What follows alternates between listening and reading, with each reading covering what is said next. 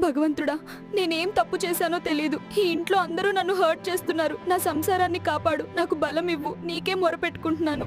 అమ్ము, బాధపడకు. ఇవన్నీ పక్కన పెట్టు. మనం ఎక్కడైనా వెకేషన్కి వెళ్దాం.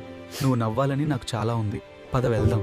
యార్ అభి, నాకు తిరుమల వెళ్ళాలనుంది. గోవిందా నన్ను కాపాడతాడు.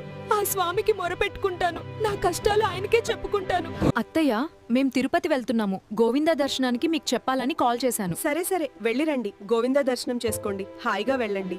తిరుపతి వెళ్తారా? హాయిగా దర్శనం చేసుకుంటారా? అంత హాయిగా వదలను నేను. వాళ్ళ ట్రిప్ అని పాడు చేస్తాను చాలా తొందరగా. గోవిందా గోవిందా వెంకటేశ గోవిందా. స్వామి, నా కష్టాలు నీకు తెలుసు. నన్ను కాపాడు గోవిందా. మా ఇంట్లో శాంతి నిలబెట్టు. అభి, మీరు గుడికి వెళ్లారు కదరా, అందుకే నాకు కిడ్నీ స్టోన్స్ వచ్చాయి. హాస్పిటల్లో అడ్మిట్ అయ్యాను. మనకు వేరే దేవుడున్నాడు. ముందు మన దేవుడి గుడికి వెళ్లాల్సింది. వేరే దేవుడి గుడికి వెళ్తే ఇలాంటివే జరుగుతాయి.